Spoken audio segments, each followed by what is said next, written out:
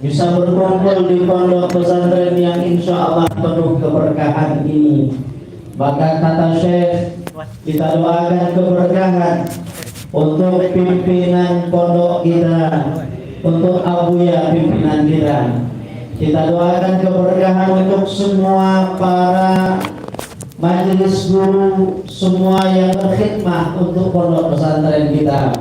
Kita doakan keberkahan untuk semua para santri-santrinya, untuk semua para santriwatinya, dan semoga keberkahan itu Allah lipat gandakan dan semakin Allah lipat gandakan untuk kita semua. ثم أيها الأحباب نشكر الله تبارك وتعالى على ما أكرمنا من الحضور مع هؤلاء الطلاب أجمعين الذين يهتمون بدراسة القرآن الكريم والعلم الشرعي.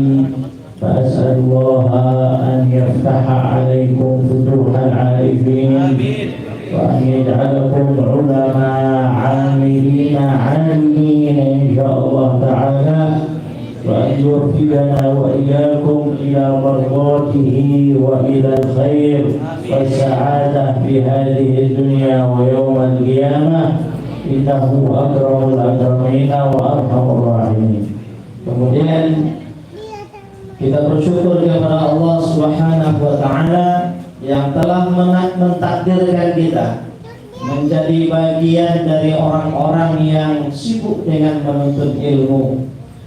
Allah gabungkan kita, Allah kumpulkan kita bersama orang-orang yang sibuk dengan talabul ilm, dengan menuntut ilmu, dengan mempelajari ilmu Al-Quran, dengan mempelajari ilmu syariah. Maka ini adalah kemuliaan. Maka bersyukur kita kepada Allah menjadi bagian dari orang-orang yang Allah muliakan itu.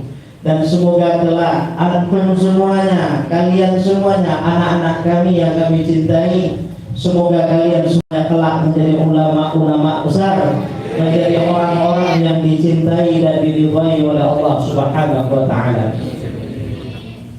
ثم يقول الله تبارك وتعالى في كتابه العزيز: يرفع الله الذين آمنوا منكم والذين أوتوا العلم درجات. قال سيدنا الإمام الشافعي رحمه الله تبارك وتعالى: إنه ليس بين العالم وبين الأنبياء يوم القيامة إلا 3 درجات فقط. ليس هناك فارق في الجنة بين العالم وبين الأنبياء والمرسلين وبين العلماء إلا 3 درجات فقط. هذا بما أعد الله له من الخير والنعمة والسعادة في هذه الدنيا ويوم القيامة. أعد الله الرضوان الأكبر لحامل القرآن والمتصل بالقرآن إن شاء الله تعالى. Kemudian kata beliau, kemuliaan bagi orang-orang yang ditakdirkan untuk menuntut ilmunya Allah adalah kemuliaan yang Allah abadikan di dalam Al-Quranul Karim, sebagaimana firman Allah yang telah kita hafalkan semua. Allah berfirman: yarfa'illahu alladhina amanu minkum walladhina utul ilma darajat. Bahwa ayat itu menjelaskan Allah akan mengangkat derajat orang-orang yang beriman di antara kalian, dan Allah akan mengangkat derajat-derajat orang-orang yang diberi Allah ilmu agama. Maka kata Imam Syafi'i radhiyallahu anhu, maka kelak di yaumil akhir tidaklah ada perbedaan antara para nabi dengan para ulama, melainkan hanya 3 derajat saja. Jadi perbedaan antara kemuliaan para anbiya dengan para ulama di yaumil akhir nanti hanya 3 derajat saja. Maka ini menggambarkan alangkah agung, alangkah mulia kedudukan para ulama, alangkah agung kedudukan orang alim, orang-orang yang diberikan ilmu agama, sehingga Allah persiapkan untuk mereka di dunia dengan segala kebaikan, dengan segala kebahagiaan, dengan segala amal-amal soleh. Maka kelak di yaumil akhir akan Allah siapkan untuk mereka kebahagiaan yang hakiki, dan Allah siapkan untuk mereka keridhaan dari Allah Subhanahu wa taala. أيها الأحباب، شرط لهذه المنزلة العالية والرفيعة التي يبلغها طالب العلم ويبلغها العالم إن شاء الله تعالى، هناك شرط لها. ليس كل من كان عنده علم بلغ إلى هذه الدرجة العظيمة. قال سيدنا الإمام ابن كثير رحمه الله في معنى تفسير هذه الآية، قال: ويشترط في ذلك العالم أن يكون عنده عملا بما يعمل، وأن يكون عنده خوفا من الله عز وجل، وأن يكون ذلك العالم يبتعد عن فعل المعاصي والمحرمات. فمن واظب على هذا وعلى هذه الثلاثة الأشياء رزقه الله أن يكون قريبا من منزلة الأنبياء والمرسلين يوم القيامة. Namun hal demikian kata beliau, kedudukan yang mulia tersebut, yang mana derajat yang dimiliki oleh orang alim itu Allah tinggikan dengan pangkat yang begitu mulia, sehingga pangkat itu mendekati atau jarak antara makam para ulama dengan para anbiya hanya 3 derajat saja.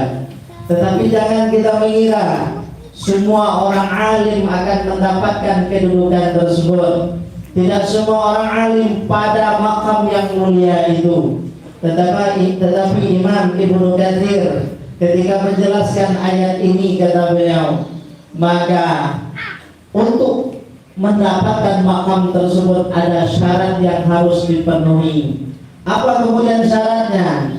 Agar kita masuk pada golongan orang-orang yang diangkat derajat kita oleh Allah Subhanahu wa taala.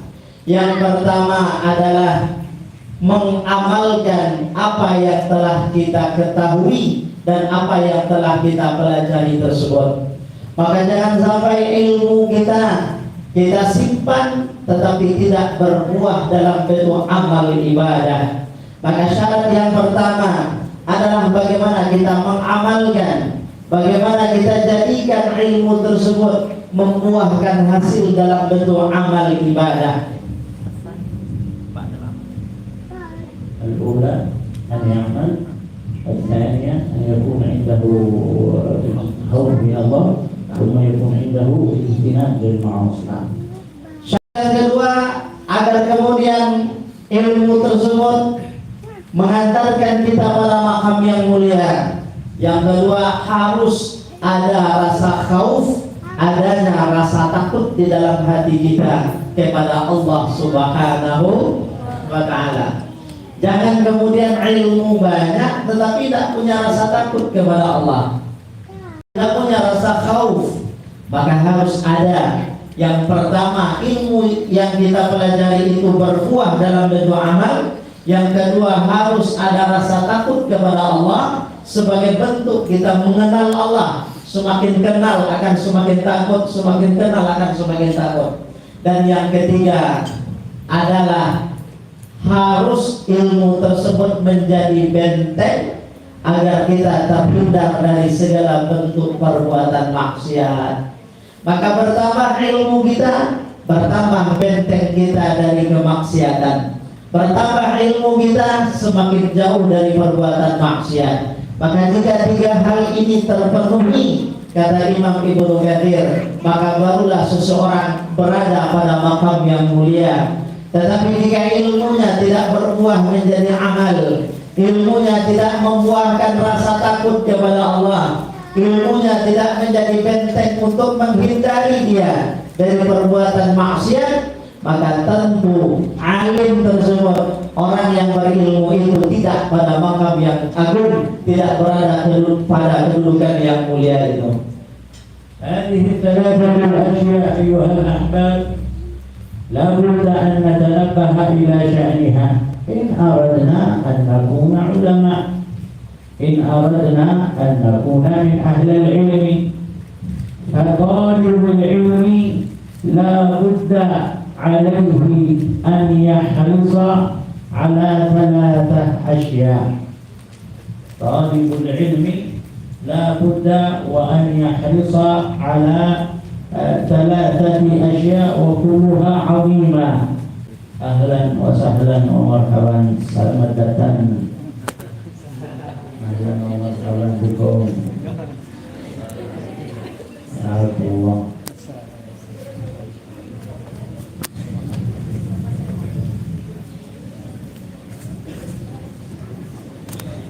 Stazin, nafas, mutakhir.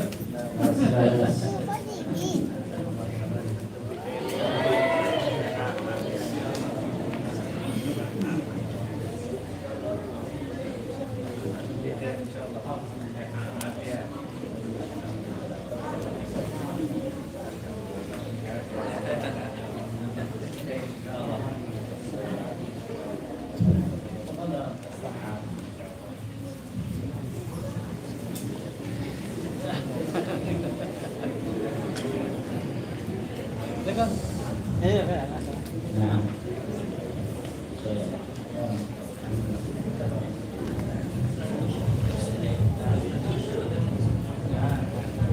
Baik, kita lanjutkan. Kata beliau, maka setiap pelajar harus punya perhatian ekstra tentang tiga hal tersebut. Kalau kita memang menjadi ulama, kata beliau, kalau kita kelak menjadi ulama, ingin menjadi ahlul ilm, maka harus kita perhatikan betul-betul tiga syarat tersebut. Apa tiga syarat itu? Yang pertama tadi, mengamalkan ilmu yang telah kita pelajari. Yang kedua, harus punya rasa takut kepada Allah. Yang ketiga, menghindari, menjauhi segala bentuk perbuatan maksiat. Jika ini kita pegang, kita berikan, kita punya perhatian ekstra untuk menjaga tiga hal ini, maka kelak kita akan menjadi ahlul ilm. Allah kelak kita akan menjadi ulama. هذه ثلاثة الأشياء يا أحبابي يجب على كل طالب للعلم ويجب على كل متعلم للعلم أن يكون حريصا على الالتزام بها إن أراد أن يظهر فيه سر العلم ونور العلم وبركة العلم. هذه الثلاثة الأشياء هي مانعة لوجود نور العلم عند الإنسان. إذا كان الإنسان لا يتحقق بها فلا يستطيع أن يظهر فيه سر العلم ولا نور العلم ولا بركة العلم. Kalau seandainya santri tidak menjaga tiga hal ini, kata beliau, maka santri tidak akan pernah mendapatkan cahayanya ilmu, rahasianya ilmu, dan keberkahan dari ilmu. Maka jika kita ingin ilmu kita punya rahasia, ilmu kita menambah cahayanya, ilmu kita mendatangkan keberkahan pada diri kita, maka setiap santri harus pegang kuat-kuat yang tiga ini. أول هذه الثلاثة الأشياء لا بد أن يكون طالب العلم حريصا على المطالعة والمذاكرة. لابد أن يكون طالب العلم حريصا على المطالعة وعلى المذاكرة وعلى حفظ المسائل. إن كان طالب علم لا يراجع، لا يحصل المسائل، لا يبين المسائل، فهو طالب علم ناقص. بل قال بعض أهل العلم لا يرجى أن يفتح الله على مثل ذلك، لأنه آثار العلم ليست عنده. كل هذه الثلاث العلامات أن يكون طالب العلم يجيد المسائل، يذاكر المسائل ويحفظ المسائل. بهذا يستطيع أن يكون طالب العلم عنده نور وسر وبركة للعلم. ثم إذا كان طالب العلم لا يكتب المسائل، قال سيدنا الإمام الشافعي رحمه الله تبارك وتعالى: كنت يوما حضرت إلى درس الإمام مالك، حضرت يوما إلى درس الإمام مالك بن أنس رحمه الله تبارك وتعالى. قال: وكنت جالسا بين يدي الإمام مالك وليس عندي ما أكتب فيه، ماشي عنده راس ولا شيء عنده قلم، وكان الأوراق في ذلك الزمان صعبة، وكانت الأقلام في ذلك الزمان صعبة.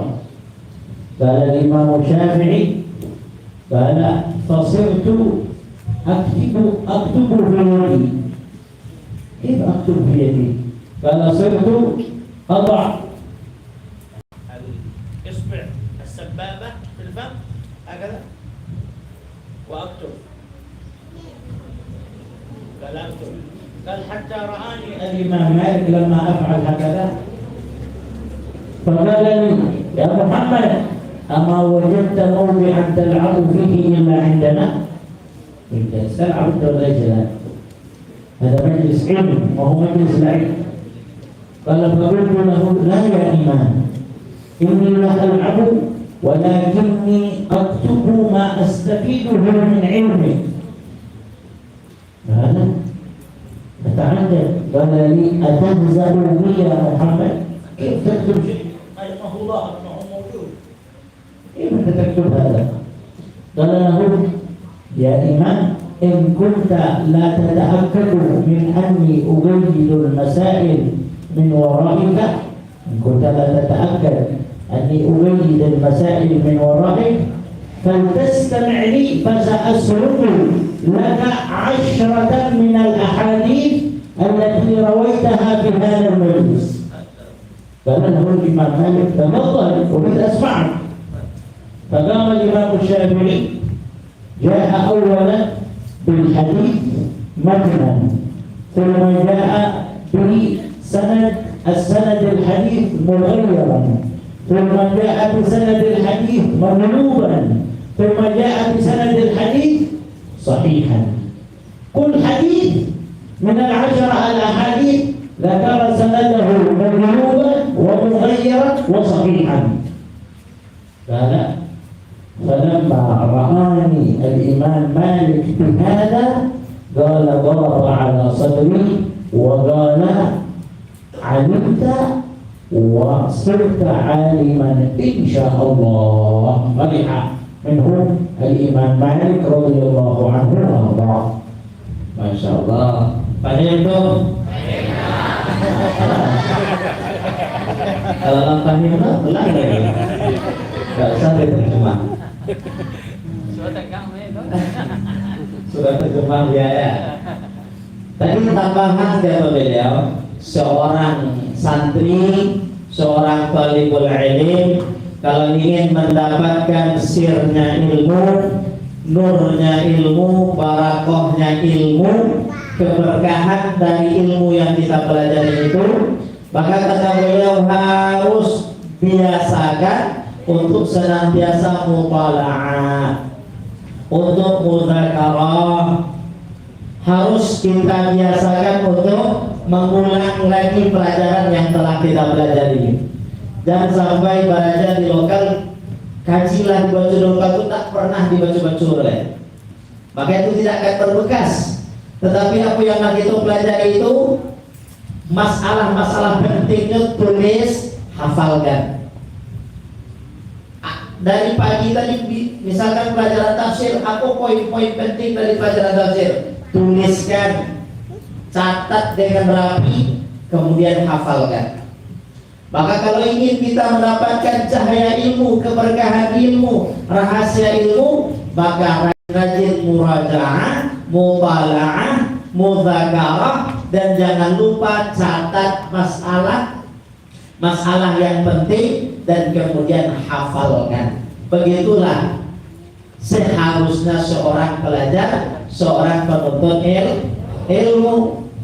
Jangan sampai ilmunya dibiarkan saja, pelajarannya tidak dimurajaah, pelajarannya tidak diulang, poin-poin penting yang didapat tidak ditulis, dan hal-hal yang harus dihafal tidak dihafalkan. Bagaimana mungkin orang yang semacam itu kelak menjadi orang alim, menjadi ahli ilmu.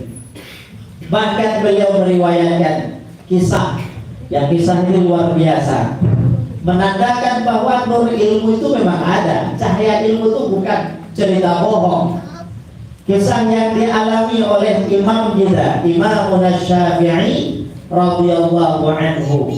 Ketika Imam Syafi'i belajar kepada gurunya Imam Malik bin Anas di kota Madinah, yang mana Imam Malik ketika itu terkenal dengan julukan Imam Darul Hijrah, imam besar di kota Madinah.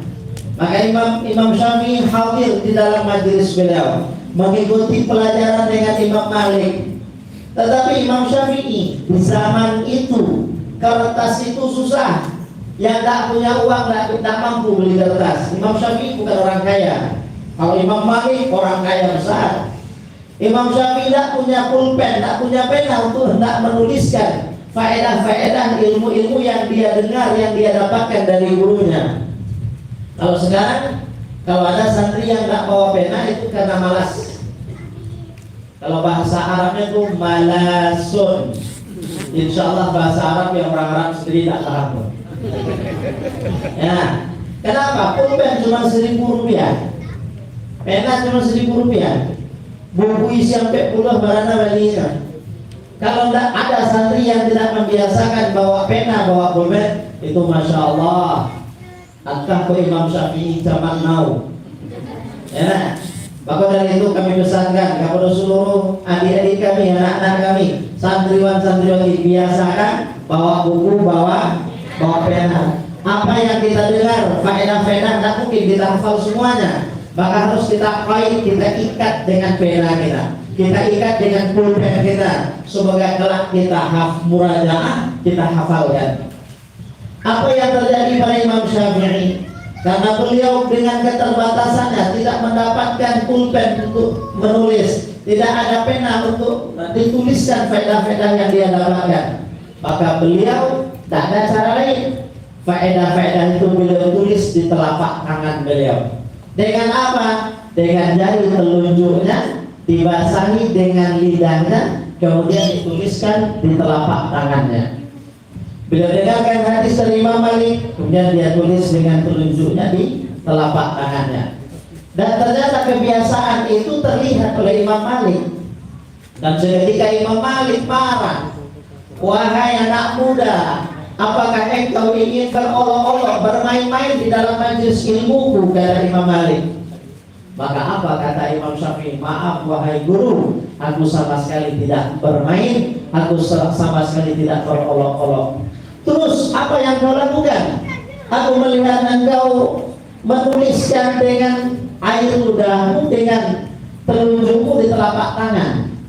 Maka apa kata Imam Syafi'i? "Memang wahai guru, karena aku tidak punya pena, tidak punya kertas, maka aku menuliskan faedah-faedah yang engkau sampaikan di telapak tanganku."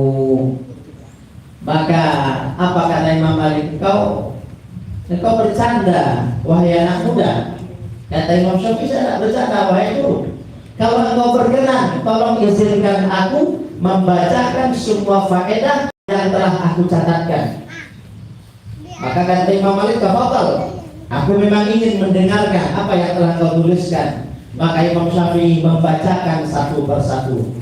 Beliau mencatat 10 hadis yang beliau dengar dari Imam Malik. Maka beliau jelaskan satu persatu hadis, disebutkan matan hadisnya, baik itu matannya yang maklum, matannya yang begini, periwayatannya yang begini, sampai hadis dengan periwayatan yang sahih, dijelaskan dengan detail, ditulis dengan sempurna, dan itu beliau baca dari telapak tangan beliau.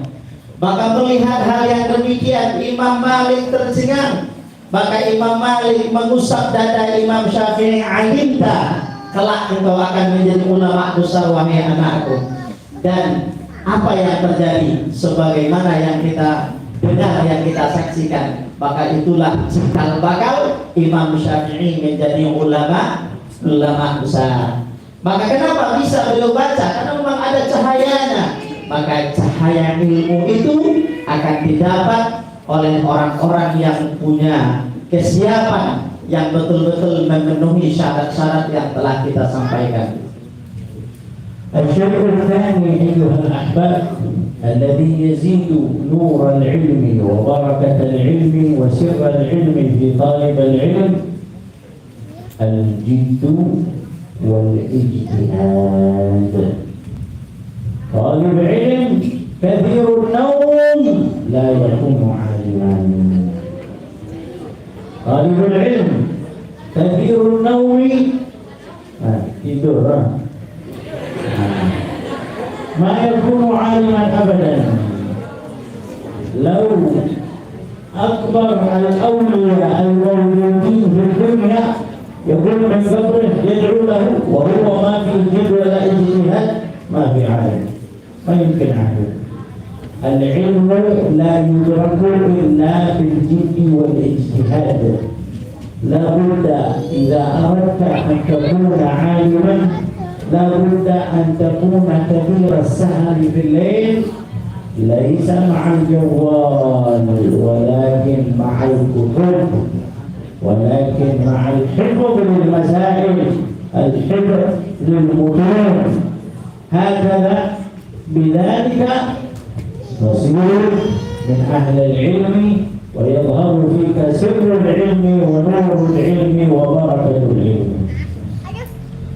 Kemudian tambahan kata beliau, agar kemudian cahaya ilmu itu semakin terang, keberkahan ilmu itu semakin berlimpah, maka ketahuilah wahai anak-anakku sekalian bahwa seseorang tidak akan mendapatkan ilmu melainkan dengan kesungguhan yang sempurna, dengan kesungguhan yang maksimal, dengan ijtihad, dengan kesungguhan yang totalitas. Maka dengan itu dia akan bisa sampai pada derajat alim. Maka boleh kita lihat dari para ulama-ulama kita yang telah meninggal, maka mereka menjadi ulama, tidak satu pun mereka yang sampai pada makam, pada tingkatan yang mulia, melainkan semua mereka adalah orang-orang yang mencurahkan kesungguhannya dalam belajar, dalam menuntut ilmu. Tetapi kalau santri hanya banyak tidur, maka tidak akan menjadi orang alim. Kalau santri banyak tidurnya, banyak malasnya, tidak akan jadi orang alim. Maka harus sungguh, harus semangat belajar, harus semangat. Maka apa kata beliau? Seorang santri harus biasakan begadang malam. Tetapi begadang malam tidak dengan handphone, tidak dengan HP. Begadang malam dengan kitab, muraja'atul kutub, muraja'atul durus, mengulang pelajaran, menghafal masalah-masalah yang penting, menuliskan faedah-faedah yang penting, baca pelajaran yang telah kita pelajari, hafalkan apa yang harus kita hafalkan. Maka itulah yang harus dibiasakan oleh setiap santri.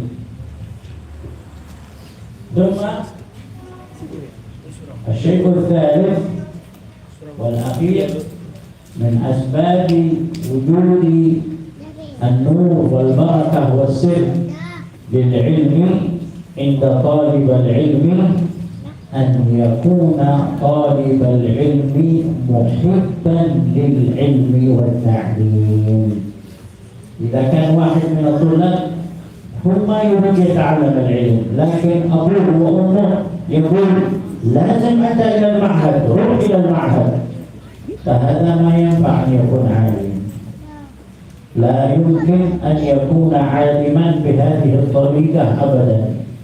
إذا لم تكن عندك المحبة الكبيرة لتعلم العلم ولتلقي العلم، وإلا فأنت لا تنال شيئا من أسرار وأنوار وبركات العلم أبدا. تكون بعيد، ربما إن بقيت في المعهد سنوات ما حصلت النفع بالعلم وما انتفعت بالعلم ولا وجدت سرا من أسرار ذلك العلم. مع أن نور العلم يا أحبابي إذا أشرق في قلب المريد وهو إذا أشرق في قلب الطالب صار قلبه متنورا بنور الله.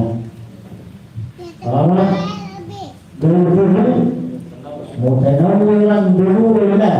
وما معنى القلب المتنور بنور الله؟ معناه إذا عمل شيئا من العبادات ذاق طعم العبادة، ذاق للعبادة وللعمل الصالح، يكون عنده ذوقا خاصا لذلك العمل الذي عمله، فصار عنده مثل ما نأكل الطعام. هل الطعام كله طعمه واحد؟ هل الطعام الذي تأكلون كله نوع واحد؟ لا. هل الماء نفس الحليب؟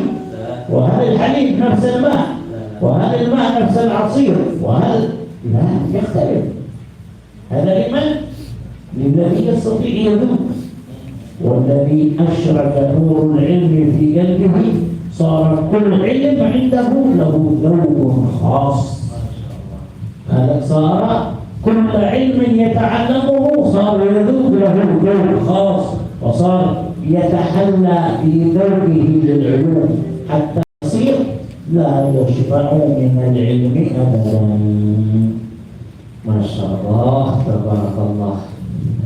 Kemudian yang harus ada pada setiap talibul ilm agar kelak menjadi ulama, menjadi ahlul ilm, mendapatkan sirnya ilmu, nurnya ilmu, berkahnya ilmu, kata beliau harus ada di dalam hati setiap santri mencintai ilmu. Harus ada rasa cinta, senang, bahagia kalau dengan ilmu. Kalau ada santri yang dipaksa oleh ayahnya, dipaksa oleh ibunya, kamu harus belajar di pondok ini, tak boleh keluar, mau tak mau harus belajar.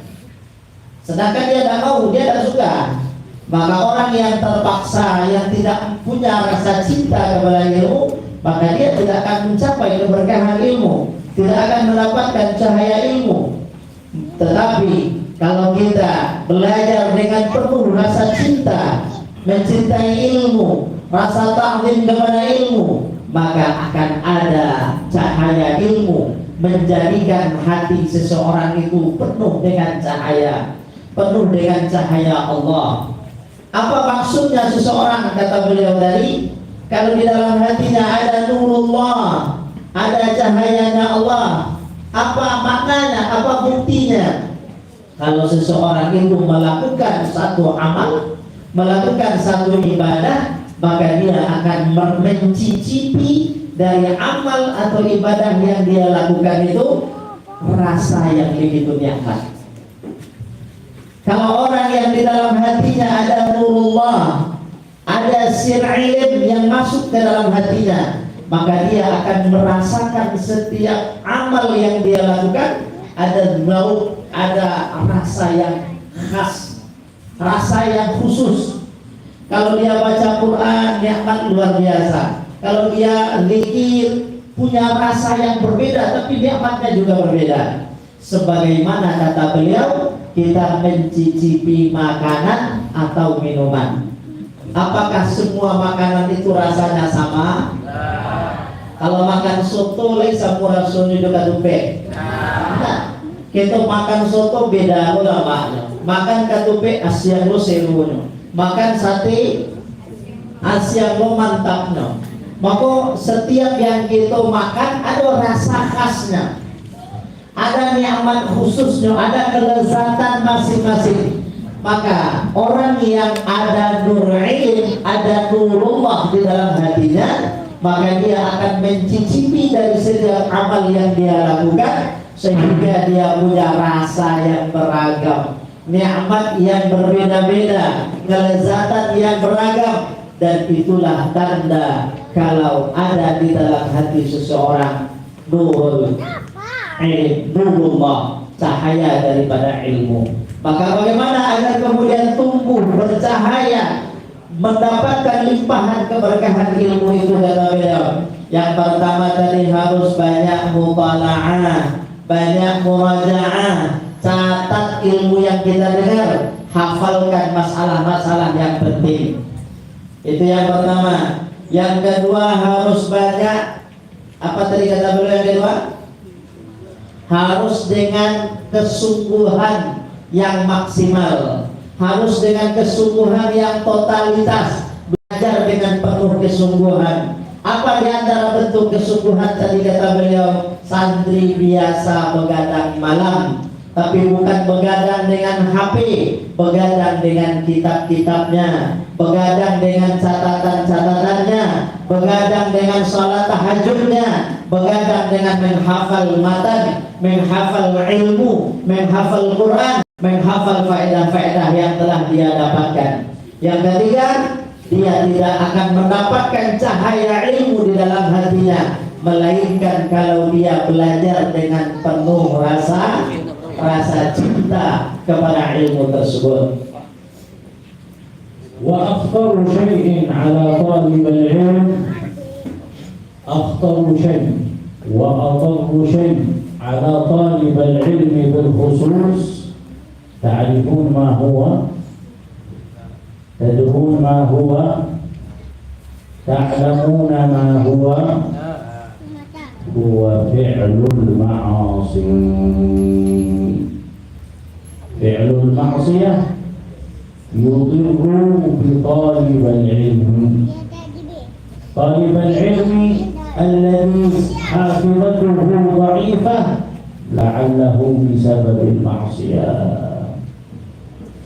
طالب العلم الذي الفهم عنده متأخر لعله بسبب الذنب والمعصية. فكل ما يصل ويحصل لطالب العلم لعل ذلك بسبب وقوعه في المعصية. نسأل الله العافية والسلامة من ذلك. طالب العلم في المعهد حفظه تمام، لكن إذا ذهب إلى بيته في الإجازة رجع حافظته سيئا. لعلك تفعل شيء من المعاصي في بيتك. نسأل الله العافية والسلامة من ذلك. ولذلك لما شكى سيدنا الإمام الشافعي إلى شيخه الإمام وكيع بن الجراح عليهما رحمة الله، قال: شكوت إلى وكيع سوء حفظي فأرشدني إلى ترك المعاصي وأعلمني بأن العلم نور ونور الله لا يؤتاه عاصي.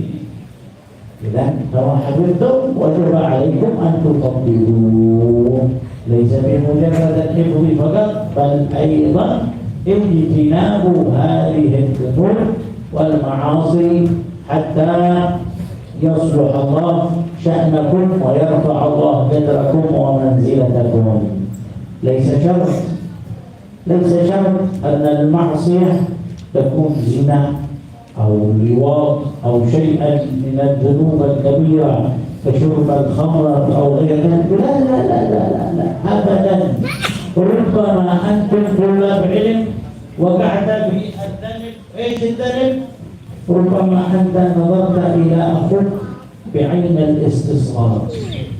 أنت تحفظ حفظك تمام وخذ حفظه ضعيف، تقول هذا ما يصلح أن يتعلم العلم، حفظه ضعيف. انتبه، هذا الكلام يدل على أنك نظرت إلى أخيك بعين الاستصغار ونظرت إلى نفسك بعين العظمة والكبرياء، فقد وقعت في الذنب. ربما ذنبا خفيف أنت لا تعرفه، ربما وقعت في الغيبة على أخاك، ربما تكلمت بشيء غير صحيح على أخاك أو على مدرسك، وأعظم من ذلك الذي يغتاب المعلم حقه إن شاء الله.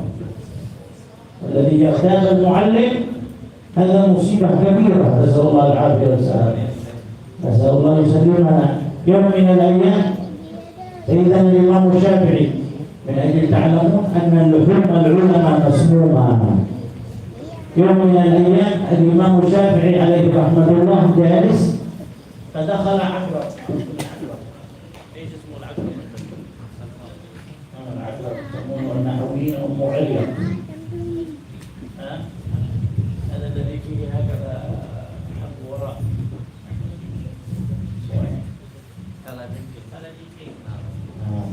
العقرب هذا دخل إلى بيت الإمام الشافعي، وكان الإمام الشافعي جالسا يدرى يطالع المسائل، فدخل العقرب ولدغ الإمام الشافعي، لدغ الإمام الشافعي، فالإمام الشافعي لم يتحرك أبدا. جاءوا أرادوا أن يقتلوه، قالوا لا دعوه اتركوه. قالوا كيف اتركوه؟ قال هذا العقرب سيموت. كيف سيموت؟ هذا عقرب خطير. قال لهم سيموت، شرب من دمي وأنا من العلماء ودماء العلماء مسمومة.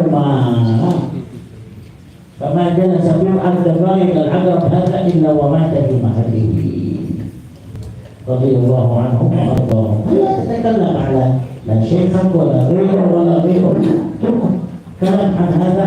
أنت الآن أمامك طلب العلم، ليس أمامك الكلام على أي أحد. ما شاء الله طويل جدا ما شاء Allah. Kata beliau, nasihat ini penting sekali. Mari kita dengar baik-baik, kita serap. Insya Allah kalau kita amalkan, keadaan kita akan semakin membaik di hari-hari yang akan datang. Kata beliau, sesuatu yang paling membahayakan bagi para penuntut ilmu secara khusus adalah melakukan perbuatan maksiat. Makanya ini pesan penting untuk anak-anak kami yang semuanya masih remaja, masa-masa yang begitu dahsyat, gejolak yang begitu dahsyat. Maka kata beliau, jangan sampai kita terjerumus dalam perbuatan maksiat. Kalau ada di antara kita yang hafalannya lemah, pemahamannya lambat sekali, lah 5 kali disurahan guru tidak paham, atau undang-undang di Arab, guru lagi surahan di Arab tuh mereka baru akhir kalimat, yang menyebabkan atau ambil yang masuk lafzan atau takdiran misalkan. Lah berulang-ulang dijelaskan tapi tidak paham tuh. Bisa jadi salah satu penyebabnya hafalan menjadi lemah, daya tangkap menjadi lemah, pemahaman menjadi lambat, itu karena maksiat. Bisa jadi di pesantren kita hafalannya bagus, ketika di pesantren pemahamannya bagus, hafalannya kuat. Setelah pulang kampung, hari libur, pulang kampung ke rumah, langsung hafalannya kacau. langsung hafalan yang kuat menjadi lemah, daya tangkap yang cepat jadi lambat. Bisa jadi penyebabnya di pesantren kita terjaga dari maksiat, tetapi setelah sampai di rumah mungkin kita melakukan sesuatu dari perbuatan maksiat. Maka ini bahaya sekali. Perbuatan maksiat ini sangat berbahaya. Maksiat itu jangan kita anggap maksiat itu hanya zina saja, hanya LGBT saja, hanya minum khamar saja. Itu memang maksiat. Itu maksiat yang besar-besar. Tapi jangan kira hanya itu saja yang dikatakan maksiat. Kata beliau, yang termasuk maksiat yang akan menjadi penyebab hafalan kita lemah, daya tangkap kita lambat, kata beliau, di antaranya juga adalah memandang orang lain dengan pandangan merendahkan. Nampak kawan agak omong-omong segini, aku pada aku tak terapik gaji dia rendah. Awak mudah merendahkannya, atau bisa jadi awak menganggap lebih baik, menganggap diri awak lebih baik dari orang lain. Menyimpan secara tanpa disengaja sifat sombong, sifat ujub di dalam hati kita. Maka ini juga akan menjadi penyebab hafalan kita terganggu dan daya tangkap kita akan rusak kalau ada menyimpan hal yang demikian. Apalagi perbuatan seperti menggibah kawannya, menggosip kawannya, menggosip kawan-kawan, barangkali karena mereka akhirnya digibah. Kalau ibu-ibu namanya ngerompi.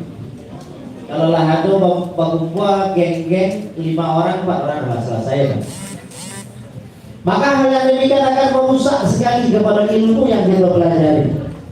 Apalagi kalau yang kita gibah adalah guru. Hati-hati, kata beliau, hati-hati. Kita harus punya adab sempurna pada guru-guru kita. Kita harus jaga hati kepada guru-guru kita. Jaga adab, jaga hati, jangan pernah kita berprasangka yang tidak baik kepada guru. Jangan pernah apalagi lisan ini membicarakan aib kekurangan guru kita. Kalau menggibah kawan saja itu berbahaya, apalagi menggibah guru. Maka Imam Syafi'i pernah mengalami suatu ketika apa yang dialami oleh Imam Syafi'i.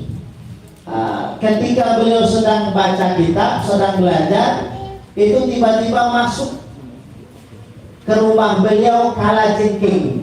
Tahu kalajengking? Masuk kalajengking dan kalajengking itu menggigit beliau. Tapi beliau tenang saja, membiarkan kalajengking itu, dan setelah kalajengking itu menggigitnya, dibiarkan saja. Maka datang salah seorang murid beliau hendak memukul kalajengking tersebut. Tapi apa kata Imam Syafi'i? Tinggalkan, biarkan, jangan kau bunuh, biarkan. Wahai imam, ini kalajengking, bahaya wahai imam. Kata Imam Syafi'i, biarkan saja, dia sebentar lagi akan mati katanya. Kenapa Imam Syafi'i mengatakan kalajengking itu sebentar lagi akan mati, padahal tidak dipukul? Karena para ulama telah mengatakan darahnya para ulama itu beracun. Maka hati-hati. Darahnya para guru itu beracun. Maka siapa yang berani berbuat jahat kepada guru, maka nasibnya akan sama dengan kalajengking gitu. Tidak lama setelah itu kalajengking itu mati. Tanpa pukul, tanpa dibunuh. Kenapa? Memang benar yang dikatakan bahwa darah ulama itu beracun. Tapi tidak usah paksa-paksakan ya. Jadi jadi kalau begitu wahidian ke badan wah. Insya Allah dua pilihan. Kalau enggak itu mati awak mati. Karena makam awak belum sampai makam Imam Syafi'i. Dan tadi beliau ada kisah itu, ada yang yang biasa itu lantunkan, yang menjadi penyebab hafalan itu lemah, yang menjadi daya tangkap itu lemah. Salah satunya tadi yang beliau sampaikan maksiat. Sebagaimana kisah Imam Syafi'i mengadu kepada gurunya Imam Waqi' bin Jarrah tentang hafalannya yang lemah. Maka apa kata Imam Waqi'? Fa innal ilma nurun. Sesungguhnya ilmu itu adalah cahaya, dan cahaya Allah tidak akan diberikan kepada ahli maksiat. Maka hati-hati, hindari, jauhi segala bentuk perbuatan maksiat. فنسأل الله تبارك وتعالى أن يجعل هؤلاء الطلاب أجمعين من كبار العلماء آمين. الطلاب والطالبات إن شاء الله يجعل الله لهم فتوحا في العلم حتى يكونوا من أكابر العلماء العاملين إن شاء الله تبارك وتعالى. اللهم اجعل هؤلاء الطلاب من أوليائك ومن الصلحاء ومن العلماء برحمتك يا أرحم الراحمين. وبارك في مؤسس وفي مدير هذا المعهد وفي القائمين معه في التدريس والتعليم من المعلمين والمعلمات. اللهم ضاعف البركة فيهم أجمعين واجعلنا وإياهم من الموفقين أينما كنا وحيثما كنا. فأصلح شؤوننا وشؤونهم أجمعين بما تصلح به شؤون عبادك المقربين أجمعين. وادفع عنا الشرور كلها ما ظهر منها وما بطن برحمتك يا أرحم الراحمين يا أرحم الراحمين. زد مدير هذا المعهد قوة وصحة وبركة إن شاء الله تعالى. تولنا وإياه بما تتولى به أهل محبتك وأهل ودك وقربك وأهل السعادة من حزبك. واحشرنا في زمرة أهل قربك يا أكرم الأكرمين يا أرحم الراحمين. وصلى الله وسلم وبارك على سيدنا ومولانا محمد وعلى آله وصحبه أجمعين والحمد لله رب العالمين. بسر الفاتحة.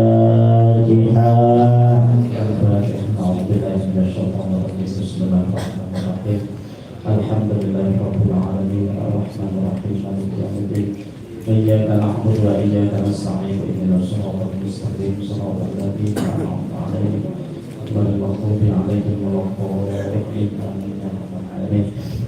Dan kalimah yurid an yaqulaha mudirul ma'had falyatafaddal.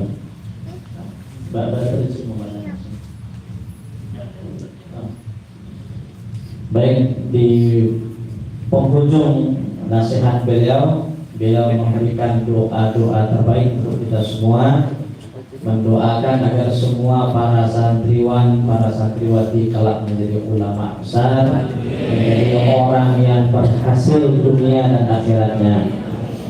Dan juga didoakan semoga Allah tambahkan keberkahan untuk pondok pesantren kita. Semoga kita menjadi ahlul ilm yang Allah berikan cahaya ilmu, rahasia ilmu, keberkahan ilmu. Dan beliau juga mendoakan secara khusus kepada mudir kita, kepada buya pimpinan kita. Semoga Allah curahkan keberkahan untuk beliau dan keluarga dan segenap para majelis guru. Semoga Allah tambahkan kesehatan untuk buya, ditambahkan kekuatan untuk bisa kemudian berkhidmah kembali, berkhidmah secara total untuk bagaimana pondok pesantren kita semakin maju dan demi keberhasilan para santri kita. Semoga Allah lipat gandakan kebaikan dan keberkahan untuk kita semua, dan mudah-mudahan kita dijadikan orang-orang yang kelak Allah pilih menjadi orang-orang yang dicintai dan diridhoi oleh Allah Subhanahu wa taala. Karena beliau minta ada sepatah atau dua patah kata dari mudir. Nah, barangkali ada yang ingin dia sampaikan, Pak Alaihi falyatafadhal mashkura.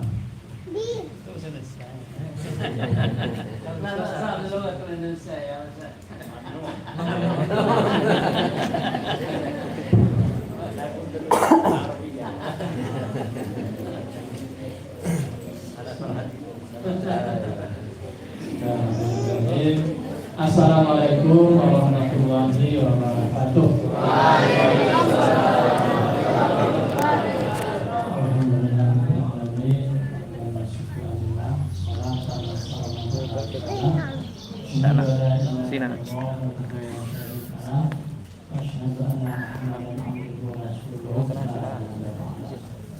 Alhamdulillah, ini kita sangat bersyukur kepada Allah Subhanahu wa taala